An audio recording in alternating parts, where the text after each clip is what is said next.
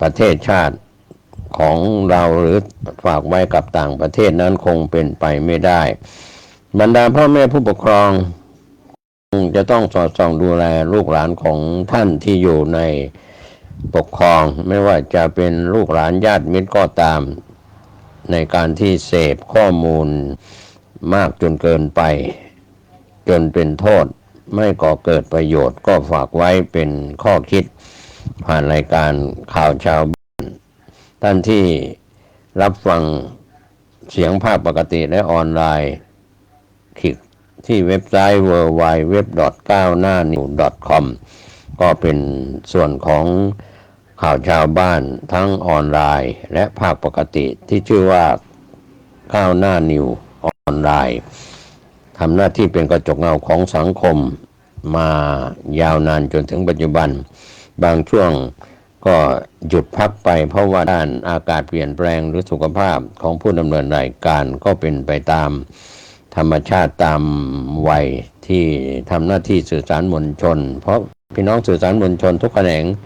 ไม่มีคำว่าเกษียณเพราะไม่ได้เป็นข้าราชการเป็นสื่อสารมวลชนก่อให้เกิดประโยชน์ทั้งคนไทยและชาวต่างชาติในการรายงานข่าวประจำวันข่าวแรกวันนี้จากเดลินิวออนไลน์ได้รายงานหัวข้อข่าวสมเด็จพระสังฆราชประธานพระบรมสารีริกธาตุฉลองพระชนมายุ99 พรรษาสมเด็จพระสังฆราชประธานพระบรมสารีริกธาตุประดิษฐานณประเทศศรีลังกาฉลองพระชนมายุ99 พรรษา26 มิถุนายน 2569เจ้าพระคุณสมเด็จพระอริยวงศาคตยานสมเด็จพระสังฆราชสกลมหาสังฆปรินายกประธานพระบรมสารีริกธาตุให้ดร.ดนัยจันเจ้าฉายประธานมูลนิธิธรรมดีอัญเชิญไปประดิษฐานณมหาเจดีย์มัตตาราเมืองมัตตาราจังหวัดรูนูกัมเวหาราประเทศศรีลังกาและผ้าไตรจำนวน3 ไตรเพื่อถวายพระกุศลเนื่องในวโรกาสฉลองพระชนมายุ99 พรรษาวันที่26 มิถุนายนพุทธศักราช2569และถวายพระกุศลแก่สมเด็จพระเจ้า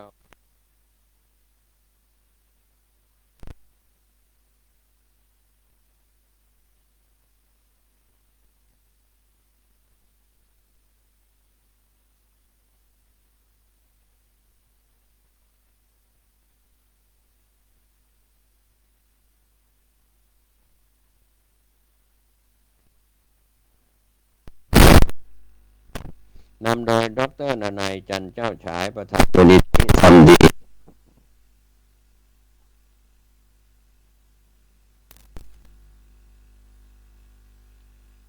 วันนี้ครับท่านผู้ฟังที่เคารพ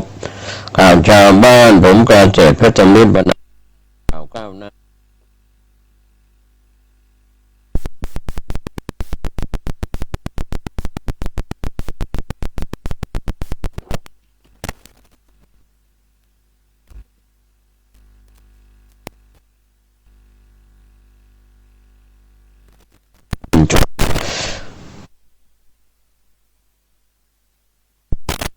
ของสื่อสารมวลชนทุกแขนงสวัสดีครับท่านผู้ฟังที่เคารพข่าวชาวบ้านผมเกษตรเพชรมิตรบรรณาธิการข่าว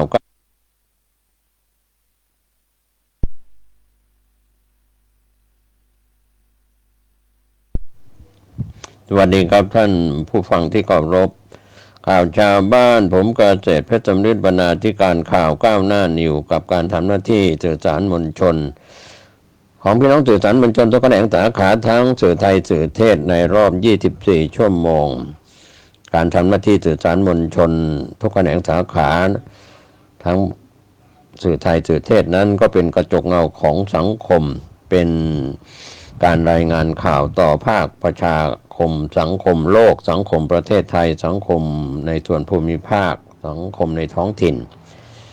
ดังนั้นการที่มีการรายงานข่าวเหตุการณ์ดีเหตุการณ์ร้ายต่างๆที่เกิดขึ้นในรอบ24 ชั่วโมงนั้น ก็ทำให้เราได้รับรู้รับทราบเหตุการณ์ที่เกิดขึ้น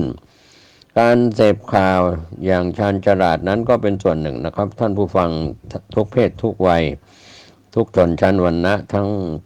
เพศสมณะหรือเพศคารวะหรือทุกศาสนิกในแต่ละศาสนาเสพข่าวต่างๆด้วยความรอบรู้รอบด้านชาญฉลาดเด็กในวันนี้ก็คือผู้ใหญ่ในวันหน้าอาจจะเสพข้อมูลข่าวสารผ่านมือถืออินเทอร์เน็ตโน้ตบุ๊กหรืออุปกรณ์ที่เกี่ยวข้องกับสื่อสารที่ทันสมัยเรียกว่ามีอินเทอร์เน็ตความเร็วสูงเสพข่าวเสพสารข้อมูลต่างๆทั้งถูกต้องบ้างไม่ถูกต้องบ้างก็อาจจะรุ่มหลงไปในเรื่องของโซเชียลมีเดียทั้งหลายที่หลงทางผิดทางประเทศไทยกระทรวงดิจิทัลเพื่อเศรษฐกิจและสังคมนั้นยังควบคุมได้ไม่ดีเท่าที่ควรทั้งข่าวปลอมข่าวเฟกนิวข่าวบิดเบือนดังนั้นการที่เราจะไปฝากความหวังไว้กับประเทศชาติของเราหรือฝากไว้กับต่างประเทศนั้นคงเป็นไปไม่ได้บรรดาพ่อแม่ผู้ปกครองก็คงจะต้องสอดส่องดูแลลูกหลานของท่านที่อยู่ในปกครองไม่ว่าจะเป็นลูกหลานญาติมิตรก็ตามในการที่เสพข้อมูลมากจนเกินไปจนเป็นโทษไม่ก่อเกิดประโยชน์ก็ฝากไว้เป็นข้อคิดผ่านรายการข่าวชาวบ้านท่านที่รับฟังเสียงภาคปกติและออนไลน์คลิกที่เว็บไซต์ www.9hnanews.com ก็เป็นส่วนของข่าวชาวบ้านทั้งออนไลน์และภาคปกติที่ชื่อว่าก้าวหน้านิวออนไลน์ทำหน้าที่เป็นกระจกเงาของสังคมมายาวนานจนถึงปัจจุบันบางช่วงก็หยุดพักไปเพราะว่าด้านอากาศเปลี่ยนแปลงหรือสุขภาพของผู้ดำเนินรายการก็เป็นไปตามธรรมชาติตามวัยที่ทำหน้าที่สื่อสารมวลชนเพราะพี่น้องสื่อสารมวลชนทุกแขนงไม่มีคำว่าเกษียณเพราะไม่ได้เป็นข้าราชการเป็นสื่อสารมวลชนก่อให้เกิดประโยชน์ทั้งคนไทยและชาวต่างชาติในการรายงานข่าวประจำวันข่าวแรกวันนี้จากเดลินิวออนไลน์ได้รายงานหัวข้อข่าวสมเด็จพระสังฆราชประธานพระบรมสารีริกธาตุฉลองพระชนมายุ99พรรษาสมเด็จพระสังฆราชประธานพระบรมสารีริกธาตุประดิษฐานณประเทศศรีลังกาฉลองพระชนมายุ99พรรษา26มิถุนายน2569เจ้าพระคุณสมเด็จพระอริยวงศาคตยานสมเด็จพระสังฆราชสกลมหาสังฆปรินายกประธานพระบรมสารีริกธาตุให้ดร.ดนัยจันเจ้าฉายประธานมูลนิธิธรรมดีอัญเชิญไปประดิษฐานณมหาเจดีย์มัตตาราเมืองมัตตาราจังหวัดรูนูกัมเวหาราประเทศศรีลังกาและผ้าไตรจำนวน3 ไตรเพื่อถวายพระกุศลเนื่องในวโรกาสฉลองพระชนมายุ99พรรษาวันที่26มิถุนายนพุทธศักราช2569และถวายพระกุศลแก่สมเด็จพระเจ้าลูกเธอเจ้าฟ้าพัชรกิติยาภานเรนทิราเทพพยวดีกรมหลวงราชสารินีสิริพัชรมหาวชรราชธิดาในโอกาสมีกำหนดการเดินทางไปประเทศศรีลังกา26มิถุนายนพุทธศักราช2569นำโดยดร.นนัยจันเจ้าฉายประธานมูลนิธิธรรมดีดร.สมพรสืบทวินกุลกรรมการผู้จัดการใหญ่บริษัททิพยประกันภัยจำกัดมหาชนคุณวิชุดาไตรธรรมที่ปรึกษากรรมการผู้จัดการใหญ่บริษัททิพยประกันภัยจำกัดมหาชนคุณกษมลกิติอัมพลพร้อมคณะกัลยาณมิตร30 ท่าน พิธีบรรจุพระบรมสารีริกธาตุจัดขึ้นในวันที่ 27 มิถุนายน พุทธศักราช 2569 โดยประธานาธิบดีศรีลังกา นายอนุระกุมาระทิสานายกะเป็นประธานในพิธี ร่วมกับสมเด็จพระสังฆนายกแห่งศรีลังกา โดยมีพระภิกษุกว่า 1,000 รูปเจริญพระพุทธมนต์และพุทธศาสนิกชนชาวศรีลังกากว่าหมื่นคนร่วมงาน นอกจากนี้จะเดินทางเข้ากราบพระบรมสารีริกธาตุที่พระบาทสมเด็จพระจุลจอมเกล้าเจ้าอยู่หัวรัชกาลที่ 5 พระราชทานแก่พระปุราทะกามธรรมรังกามหาเถระแห่งเมืองกรณจุฬาลงกรณ์ธรรมศาลาวัดศรีปรมานันทราชมหาวิหารประเทศศรีลังกาเมื่อวันที่ 19 พฤษภาคม พุทธศักราช 2429 ราว 140 ปีก่อน พร้อมพระราชทานพระพุทธรูปพระไตรปิฎกและพระราชหัตถเลขาพระปุราทะกามธรรมรังกามหาเถระดำรงตำแหน่งเจ้าอาวาสตั้งแต่ปีพุทธศักราช 2380 ท่านมีความเชี่ยวชาญด้านภาษาต่างประเทศทำให้ท่านได้ติดต่อสื่อสารและรู้จักกับพระวชิรญาณมหาเถระ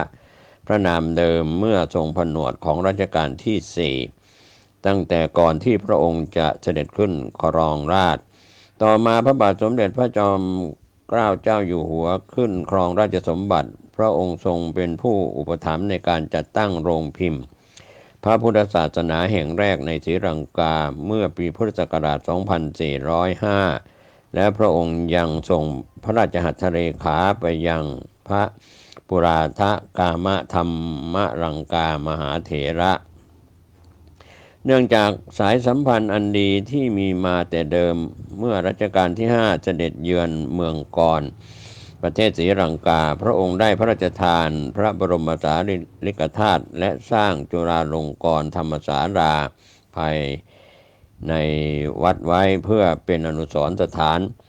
ต่อมาเมื่อวันที่ 23 มกราคม พุทธศักราช 2536 พระบาทสมเด็จพระวชิรเกล้าเจ้าอยู่หัวได้เสด็จเยือนวัดศรีปรมานันทราชมหาวิหารเมื่อครั้งยังทรงเป็นสมเด็จพระบรมโอรสาธิราชสยามกุฎราชกุมารซึ่งแสดงถึงสายสัมพันธ์อันยาวนานระหว่างสองประเทศเป็นอย่างดี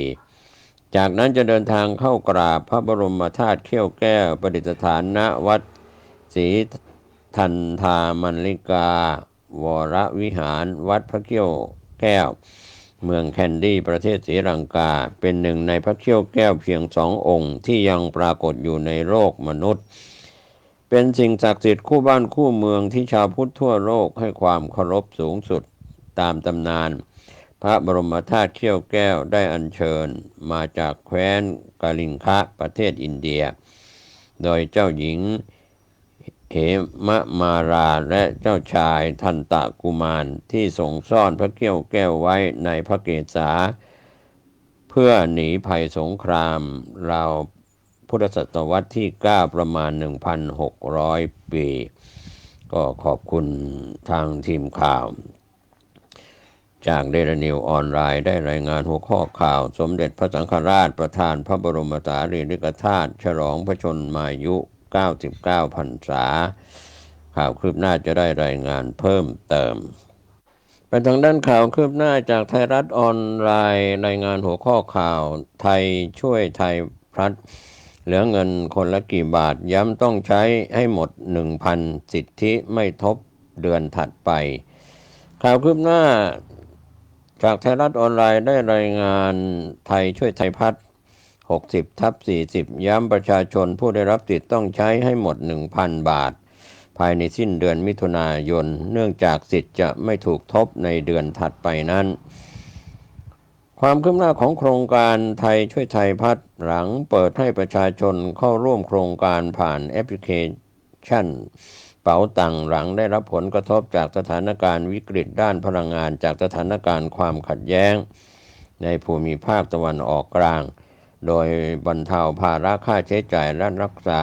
กำลังซื้อของประชาชนย้ำเงื่อนไขการใช้สิทธิไทยช่วยไทยพลัด60/40ของประชาชนรัฐช่วยจ่าย 60% ผู้ได้รับสิทธิ์จ่ายเอง 40% ผ่านแอปเป๋าตังค์ตลอดระยะเวลาโครงการ1มิถุนายนถึง30กันยายน2569ระหว่างเวลา 6 นาฬิกาถึง 23 นาฬิกาทุกวันจำกัดสิทธิ์ไม่เกิน200 บาทต่อคนต่อวันหรือสูงสุดตามวงเงินสิทธิได้คนละ 1,000 บาทต่อเดือนรวมสูงสุด 4,000 บาทตลอดระยะเวลาโครงการสิทธิต่อเดือนไม่เกิน 1,000 บาทต่อคนรวมตลอดทั้งโครงการไม่เกิน 4,000 บาทสิทธิจะไม่ถูกทบในเดือนถัดไปวงเงินสิทธิจะถูกปรับใหม่วันที่1ของเดือนใช้สิทธิ์ตั้งแต่ 6 นาฬิกาถึง 23 นาฬิกาของทุกวันไม่สามารถใช้สิทธิ์นอกเวลาดังกล่าวได้แจ้งเตือนยอดใช้จ่ายสิทธิ์คงเหลือได้ที่แอปเป๋าตังค์ใช้ง่ายครบจบในแอปเดียวใช้จ่ายกับร้านค้าฟู้ดเดลิเวอรี่ได้ตั้งแต่ 15 มิถุนายนถึง 30 กันยายน 2569 เวลา 6 นาฬิกาถึง 21 นาฬิกาเฉพาะร้านอาหารเครื่องดื่มที่เข้าร่วมโครงการเท่านั้นไม่รวมค่าจัดส่งทั้งนี้ไม่รวมถึงสลากกินแบ่งเครื่องดื่มแอลกอฮอล์ยาสูบบัตรกำนันและสินค้าบริการรูปแบบอื่นๆที่เป็นการชำระล่วงหน้าและต้องมีการซื้อสินค้าบริการจริงตรงตามมูลค่าที่สแกนจ่ายไม่อนุญาตให้ผู้ประกอบการทอนเงินสดหรือรับแลกสินค้าบริการคืนเป็นเงินสดไม่ว่ากรณีใดอย่างไรก็ตามสำหรับผู้ที่ได้รับสิทธิโครงการไทยช่วยไทยพัฒน์60/40ต้องใช้วงเงิน 1,000 บาทของเดือนมิถุนายนให้หมดภายในสิ้นเดือนนี้เท่านั้นเนื่องจากสิทธิ์จะไม่ถูกทบในเดือนถัดไปโดยวงเงินสิทธิ 1,000 บาทรอบใหม่จะเข้าในวันที่ 1 กรกฎาคม 2569 ก็เป็นข่าวคืบหน้าจากไทยรัฐออนไลน์ไทยช่วยไทยพัฒน์เหลือเงินคนละกี่บาทย้ำต้องใช้ให้หมด 1,000 สิทธิไม่ทบเดือนถัดไปข่าวคืบหน้าจะได้รายงานเพิ่มเติมกันนะครับก็จะเตือนความรู้สึกกันเหมือนกันคนที่ได้สิทธิไทยช่วยไทยพัฒน์ก็เงินที่เหลือไม่ทบไปในเดือนถัดไปโครงการ4เดือนก็ถือว่า60%รัฐบาลช่วย 40% คนที่ได้สิทธิ์จ่ายครับก็ถือว่าสร้างปัญหาปวดเสียนเวียนหัวกับผู้ที่มีรายได้น้อยเงิน 1,000 บาทแต่ต้องจ่ายร่วมอีก600 กว่าบาทเกือบ700 บาทนะครับคนที่จะได้สิทธิ์อาจจะแตกต่างไปจากคนละครึ่งในครั้งก่อนๆไทยช่วยไทยพลัดครั้งนี้60/40นั้นเงินที่เหลือในแต่ละเดือนไม่สามารถทบไปในเดือนถัดไปก็เป็นส่วนที่ท่านใช้วิจารณญาณในการใช้จ่ายท่านไม่มีเงินจะไปร่วมกับโครงการไทยช่วยไทยพัฒน์ได้อย่างไรนอกจากนั้นในเรื่องของบัตรประชารัฐบัตรของคนจนก็เป็นปัญหาสร้างปวดเสียนเวียนหัวบัตรคนรวยอยู่ได้อย่างไรไม่ทำบัตรคนรวยว่าใครรวยจริงแล้วเสียภาษีจริงหรือไม่มีการหลีกเลี่ยงหลบหลีกการเสียภาษีหรือไม่สำหรับคนรวยครับก็ฝากเป็นแง่คิดในท้ายข่าวชาวบ้านข่าวนี้เป็นเรื่องสะเทือนใจคนไทยไม่ใช่คนจนทั้งหมดหรือไม่ใช่คนรวยทั้งหมดคนอยู่กลางๆระหว่างคนรวยคนจนก็คงต้องพึ่งพาตนเองเป็นหลักตามหลักคำสอนในทางพระพุทธศาสนาตนเป็นที่พึ่งของตนมีน้อยใช้น้อยมีน้อยกินน้อยใช้น้อยก็ไม่ไปสร้างหนี้ก็จะเป็นผู้ที่พ้นจากความทุกข์จากการไม่เป็นหนี้ แต่ทางด้านข่าวแวดวงของสำนักงานตำรวจแห่งชาติจากมติชนออนไลน์ที่มีการวิพากษ์หัวข้อข่าวตาช่างพันดาวเปิดฟางเส้นสุดท้ายผู้บัญชาการตำรวจแห่งชาติจังหวัดปากกาเด้งผู้บัญชาการภาค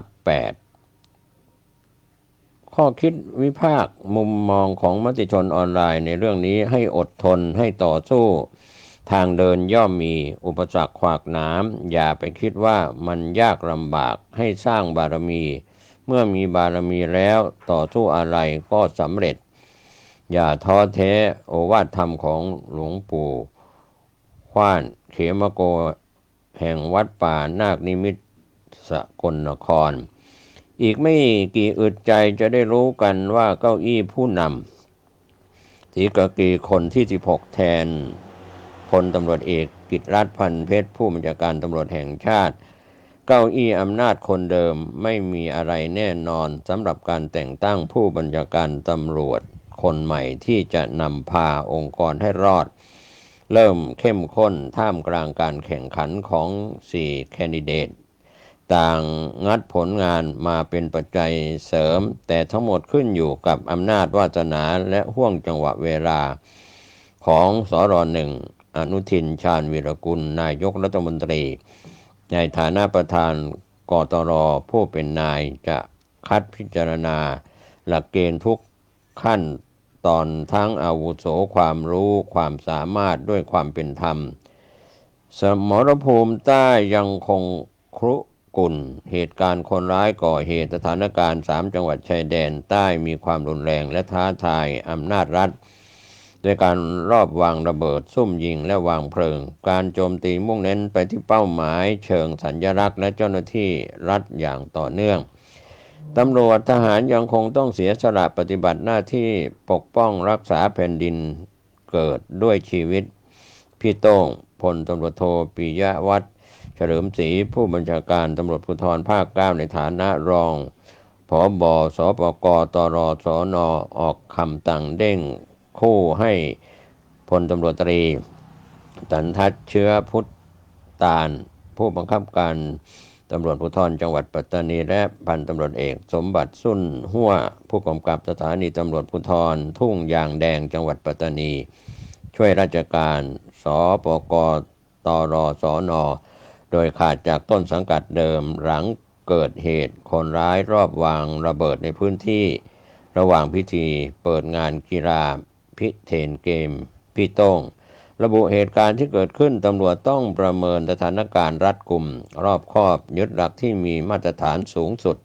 แต่กลับมิได้ดำเนินการส่งผลให้เหตุการณ์สร้างความเสียหายดังกล่าวสะเทือนอันดามันผู้บัญชาการตำรวจแห่งชาติจังหวัดปากกากลางดึกเชือดเข้ากรุสปก.ตร.พลตำรวจโทสิทธิชัยโลกันภัยผู้บัญชาการตำรวจภูธรภาค 8เพื่อนร่วมรุ่นนรต41โดยให้ขาดจากตำแหน่งเดิมเส้นพิษร้องเรียนความโปร่งใสหวั่นกระทบภาพลักษณ์และความเชื่อมั่นองค์กรเล่นเอาฮือฮากันทั้งยุทธจักรศรีกากีสำหรับที่มาว่ากันว่าทั้งปม8โลสารตั้งต้นเดิมสู่การขาดความสามัคคีในองค์กรเสียงในหัวเองลดซองพี่ทำไมจนฟังเส้นสุดท้ายปราบนอมินีนายกลงพื้นที่ลุยด้วยตัวเองแต่เจ้าตัวกับเกียร์ว่างบางคราไร้เงานำมาซึ่งผู้มีอำนาจเอ่ยปากแม่ทัพศรีกากีจำต้องหักเพื่อนเลิฟที่ตัวหนักมาอุ้มต่อไม่ไหวเซ็นคำสั่งประกาศสิทธิ์เด้งพร้อมให้พลตำรวจโทสุรพงษ์ถนอมจิตผู้ช่วยผู้บัญชาการตำรวจลงมานั่งควบอีกตำแหน่งมีผลทันทีทำแต้มบิ๊กรานพิทักษ์6พลตำรวจเอกสำราญนวลมารองผู้บัญชาการตำรวจนำทัพ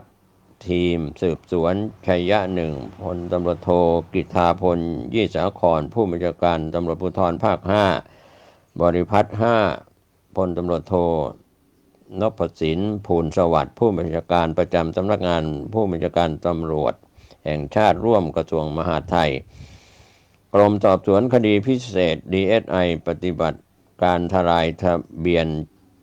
จีเทาคนต่างด้าวสวมทะเบียนกวาดร้างกระบวนการขายชาติ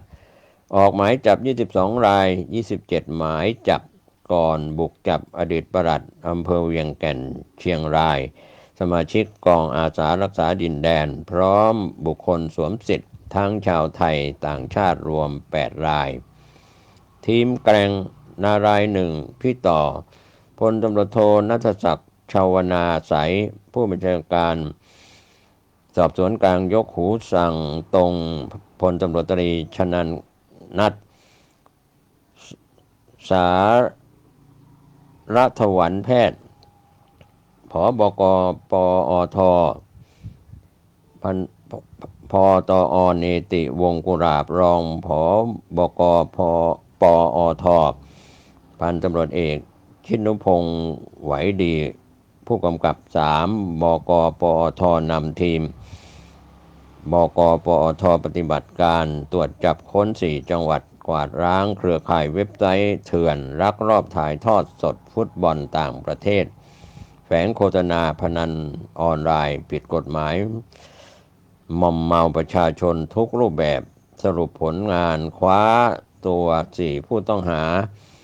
พบเงินทุนหมุนเวียนวงการพนันล้านบาทต่อเดือนยึดอุปกรณ์คอมพิวเตอร์และเซิร์ฟเวอร์ได้ยกชุดหัวใจนักสืบรองจ๋อพลตำรวจตรีธีรเดชธรรมสุธีรองผู้บัญชาการนครบาลในฐานะรองผอสอปสบชนร่วมทีมกฎหมายปปสสถาบันนิติวัฒน์สำนักงานอัยการสูงสุดคัดเลือกหัวหน้าชุดปฏิบัติการยาเสพติด88สนสังกัดบชนรวม160นายติวเข้มยกระดับการป้องกันและปราบปรามยาเสพติดในพื้นที่กรุงเทพมหานครให้มีมาตรฐานสากลตามหลักการและขั้นตอนการปฏิบัติเป็นการสร้างเครือข่ายความสัมพันธ์เพื่อประสานงานและบูรณาการการทำงานร่วมกันระหว่างหน่วยงานในพื้นที่กรุงเทพมหานครและพื้นที่อื่นๆอย่างมีประสิทธิภาพมุ่งสู่เป้าหมายทำให้กรุงเทพมหานครปลอดภัยจากยาเสพติดคนคุณภาพพลตำรวจเอกสมประสงค์เย็นท้วมที่ปรึกษาพิเศษสำนักงานตำรวจแห่งชาติสวมหมวกอีกใบก่อนเกษียณอายุราชการนั่งกรรมการผู้ทรงคุณวุฒิด้านการสอบสวนคดีอาญาตามที่ DSI เสนอแทนกรรมการผู้ทรงคุณวุฒิเดิมที่ลาออกฝีมือเขาน้อยหนึ่งพลตำรวจตรีเกียรติศักดิ์สะทองออยผู้บังคับการสสตำรวจภูธรภาค2จับมือสถานีตำรวจภูธรแกลงและกกสสตำรวจภูธรจังหวัดระยองใช้เวลาแกะรอยสืบสวนไม่ทันข้ามวันตามรวบเยาวชนวัย16ปีลวงสาวคนสนิทข้ามจังหวัดมาฆ่าหมกถังขยะสารภาพอ้างหึงหวงเห็นคนตายแชทคุยแฟนอีกคนเก็บกวาดมท3เจเศรษฐ์ไทยเศรษฐ์รัฐมนตรีช่วยว่าการกระทรวงมหาดไทยอธิบดีปกครองนฤชาโคสาศิวิไล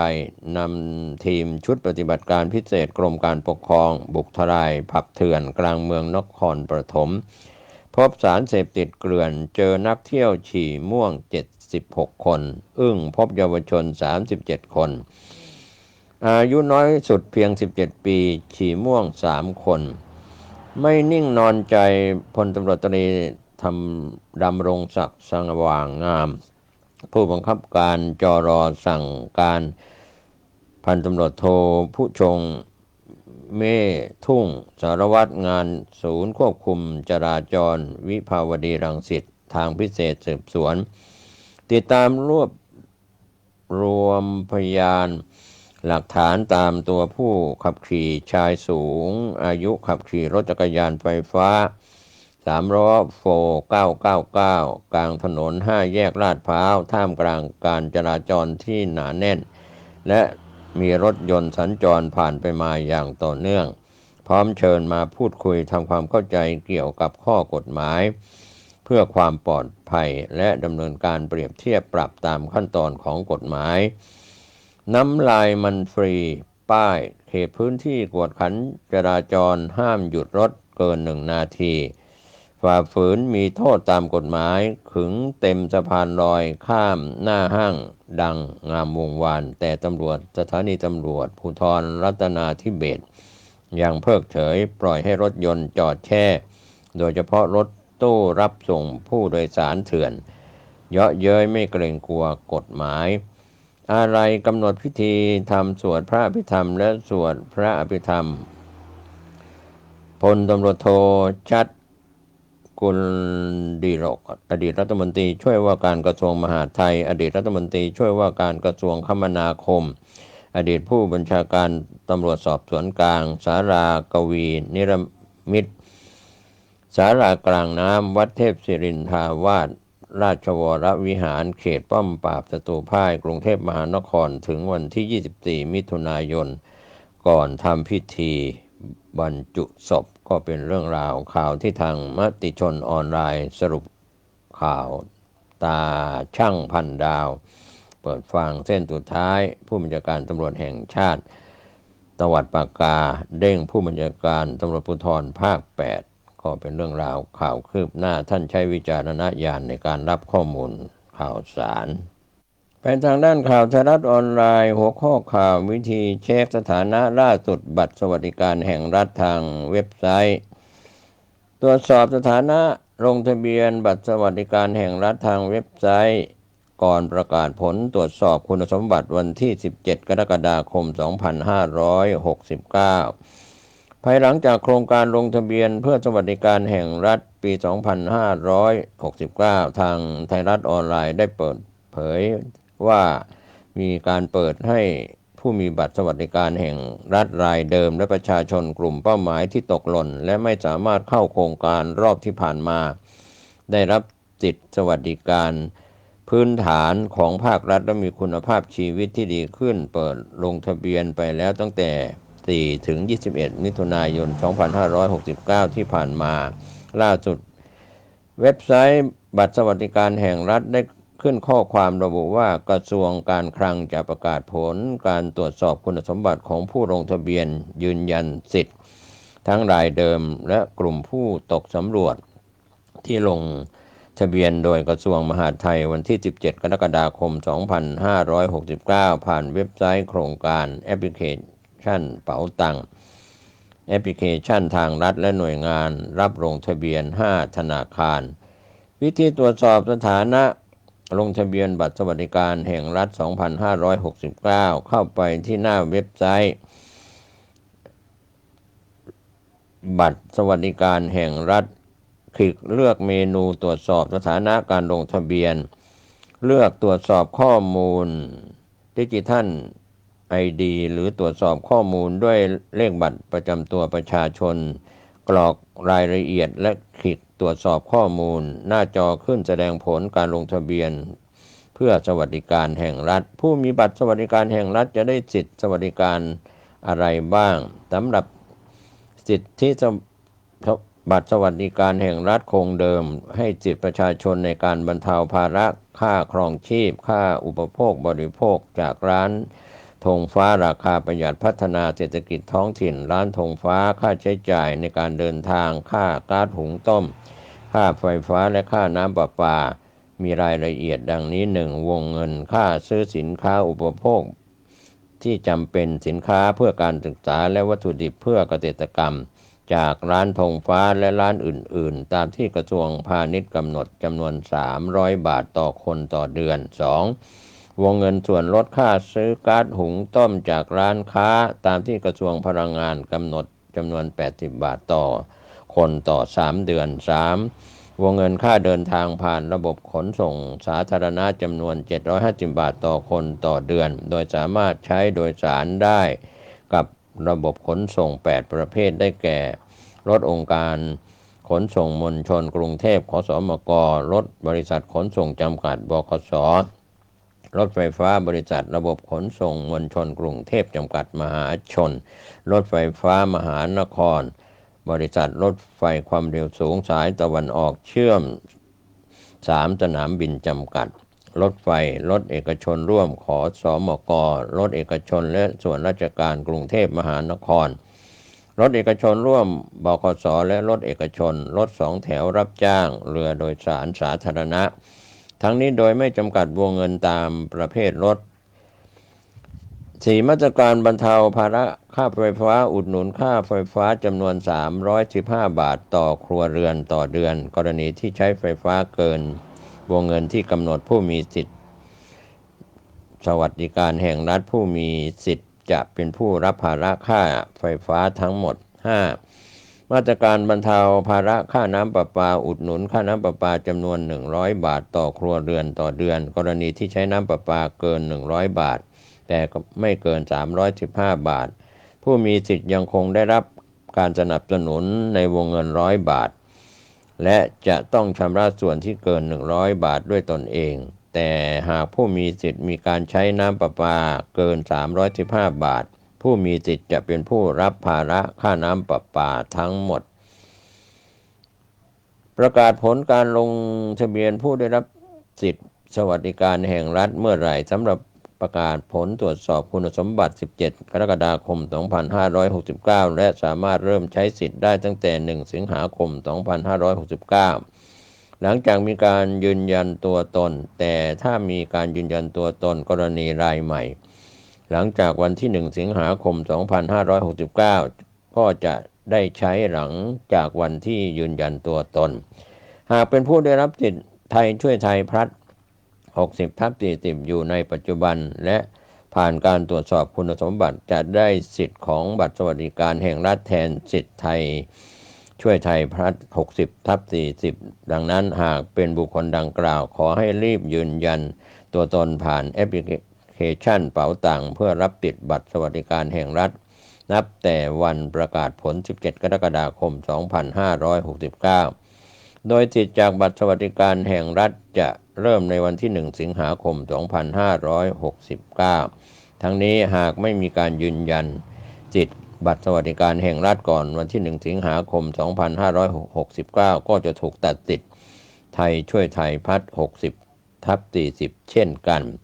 ลงทะเบียนไม่ผ่านคุณสมบัติตามเกณฑ์ต้องทำอย่างไรผู้ลงทะเบียนสามารถตรวจสอบผลการลงทะเบียนผ่าน4 ช่องทางได้แก่ผ่านเว็บไซต์หลักของโครงการผ่านแอปพลิเคชันทางรัฐผ่านหน่วยรับลงทะเบียน5 ธนาคารผ่านแอปพลิเคชันเป๋าตังค์ภายหลังประกาศผลการตรวจสอบคุณสมบัติหากพบว่าไม่ผ่านการตรวจสอบคุณสมบัติตามหลักเกณฑ์ที่โครงการกำหนดและประสงค์จะให้หน่วยงานตรวจสอบข้อมูลใหม่อีกครั้งผู้ลงทะเบียนที่ไม่ผ่านการตรวจสอบคุณสมบัติสามารถอุทธรณ์ผลการตรวจสอบคุณสมบัติได้ภายใน15 วันนับตั้งแต่วันประกาศผลการตรวจสอบคุณสมบัติผ่าน4 ช่องทางข้างต้นโดยการดำเนินการได้ผ่านช่องทาง 1. เว็บไซต์บัตรสวัสดิการแห่งรัฐหรือผู้ลงทะเบียนสามารถกดปุ่มยืนยันขออุทธรณ์ผลจากระบบได้ทันที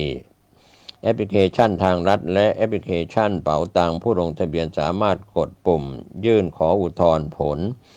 จากระบบได้ทันทีดำเนินการอุทธรณ์ผ่านหน่วยรับลงทะเบียน5 ธนาคารมีธนาคารกรุงไทยธกสธนาคารออมสินทอสและทอทเปิดให้บริการตามวันและเวลาทำการของแต่ละธนาคารและแต่ละสาขาโดยขอให้ผู้ลงทะเบียนแจ้งความประสงค์อุทธรณ์เพื่อให้ธนาคารจะกดปุ่มยื่นขออุทธรณ์ผลผู้มีบัตรสวัสดิการแห่งรัฐเดิมสามารถใช้บัตรสวัสดิการต่อได้เลยหรือไม่ผู้มีบัตรสวัสดิการแห่งรัฐเดิมไม่ต้องยืนยันตัวตนสามารถใช้สิทธิสวัสดิการแห่งรัฐต่อเนื่องได้เลยแต่หากเป็นผู้ที่ได้รับบัตรสวัสดิการแห่งรัฐรายใหม่หรือกรณีมอบอำนาจจะต้องไปทำการยืนยันตัวตนตั้งแต่วันที่17 กรกฎาคม 2569เพื่อให้สามารถรับสิทธิสวัสดิการแห่งรัฐโดยทำได้2 รูปแบบคือยืนยันตัวตนผ่านแอปพลิเคชันเป๋าตังค์เปิดใช้ G-Wallet เพื่อใช้สิทธิ์ผ่าน แอปพลิเคชันเป๋าตังหากผู้ผ่านสิทธิ์ประสงค์จะเลือกใช้สิทธิ์ผ่านช่องทางนี้จะต้องดำเนินการยืนยันตัวตนตามที่กำหนดให้เรียบร้อยก่อนหน่วยรับลงทะเบียน5ธนาคารมีกรุงไทย17กรกฎาคม2569ถึง12มกราคม2570ธนาคารธกส.ธนาคารออมสินทอส.และทอท17กรกฎาคมถึง14ตุลาคม2569เปิดให้บริการตามวันและเวลาทำการของแต่ละธนาคารและแต่ละสาขาก็เป็นเรื่องราวที่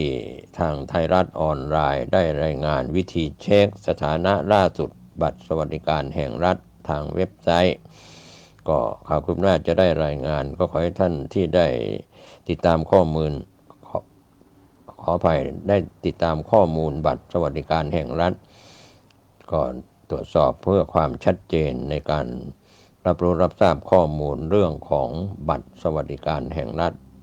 วันนี้ข่าวชาวบ้านหมดเวลาลงผมเกษตรเพชรสมฤทธิ์บรรณาธิการข่าวก้าวหน้านิวขอบคุณพี่น้องสื่อสารมวลชนทุกแขนงสาขาทั้งสื่อไทยสื่อเทศ